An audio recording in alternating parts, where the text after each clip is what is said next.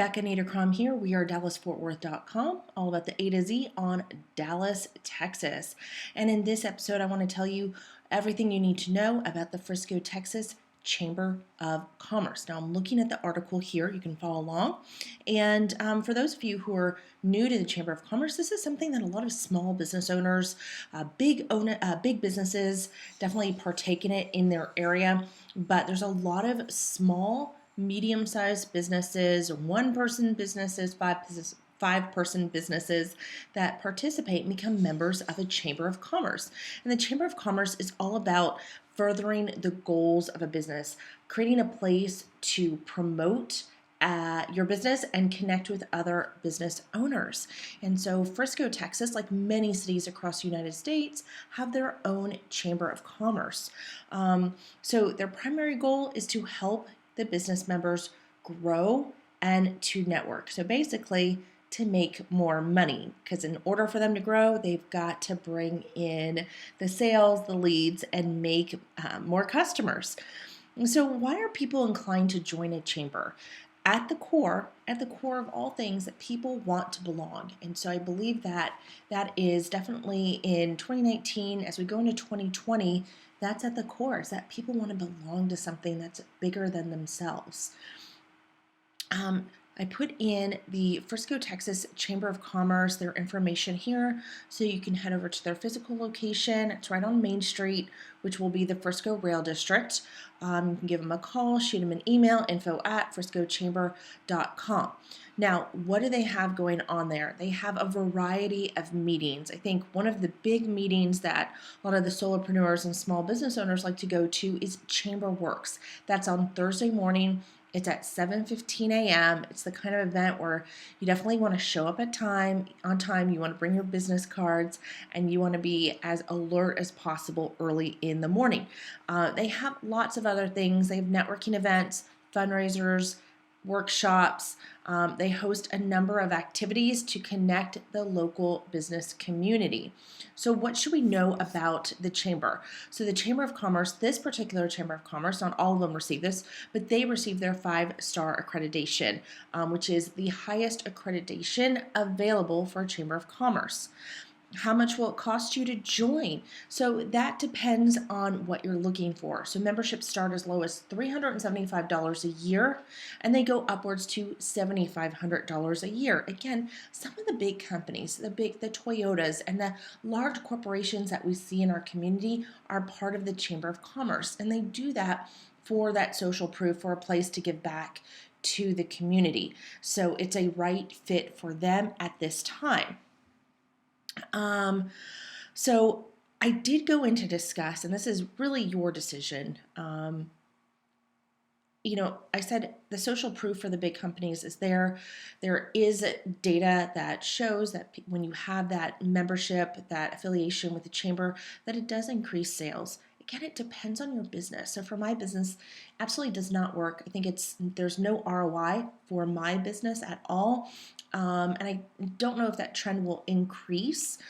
I've been to chamber meetings. I've actually joined some chambers and really did not like one part of the Chamber of Commerce. Again, depends on your business. So for my industry, it's really not a fit. I was really looking for a certain level of growth, a certain size of business I was looking to work for.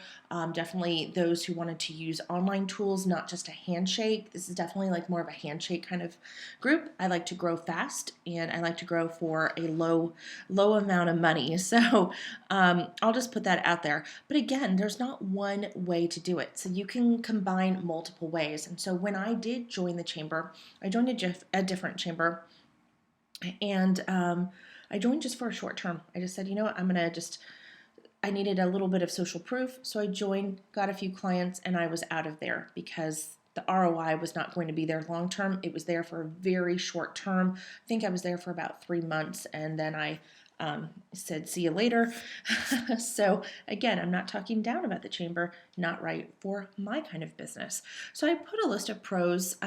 So the pros meaning that there's definitely positive. So if you enjoy meeting other businesses, if you prefer that handshake kind of business, if that matters to you, I know that there are certain industries, legal, attorneys, financial institutions, that they definitely have some restrictions on how they sell and how they market. And so being in a face-to-face environment, they don't have to worry about, are they breaking any of those rules? Do they have to take something to the board or take something to their association to make sure that the language is okay? So they can just show up and they can say anything. I still don't totally get how that works, that they can say anything. They have to get anything in writing. They have to definitely get approved, but neither here nor there.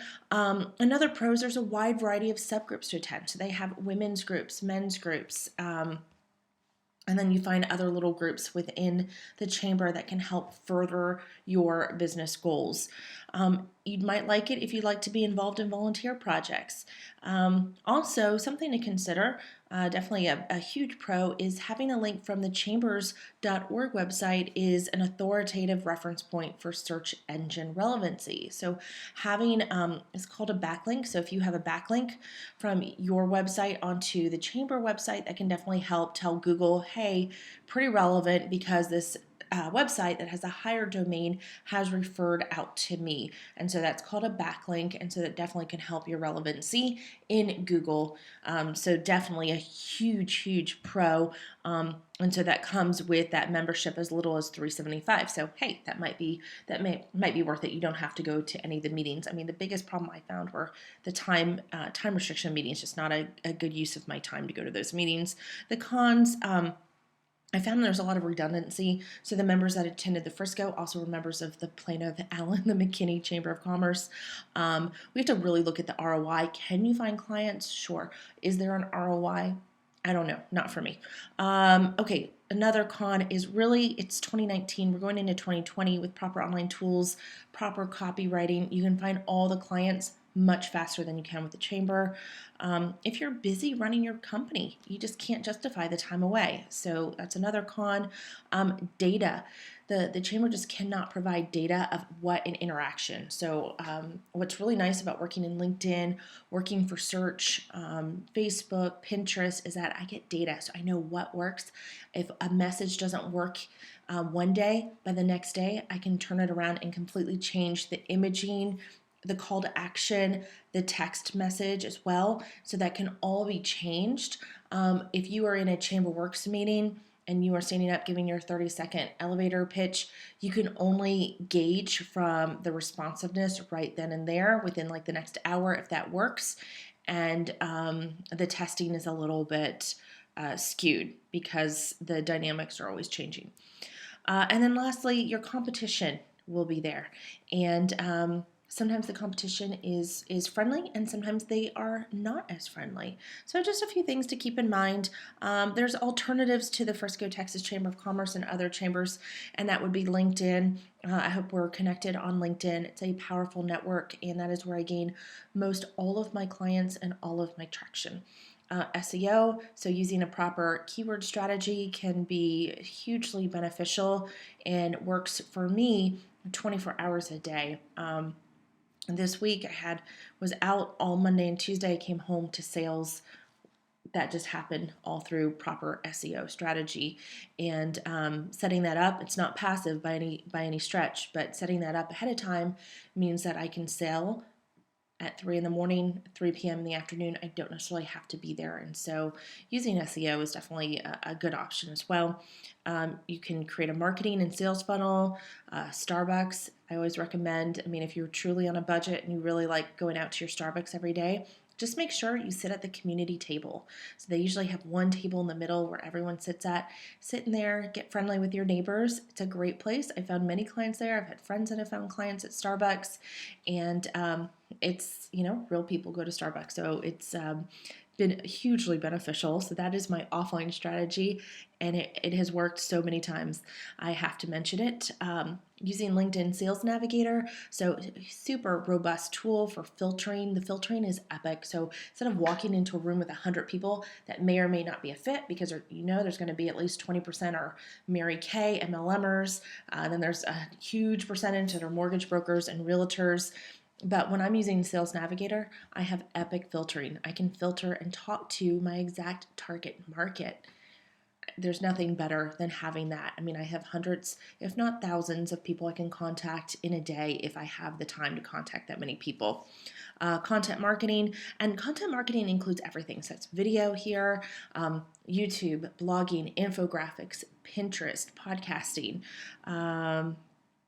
And that can bring in, I work on my own stuff and then with clients, and that brings in anywhere from $2,000 a month in sales to $20,000 and upwards a month in sales. So content marketing is definitely the place to be. So yeah, that's what I've got for you on the Frisco, Texas Chamber of Commerce.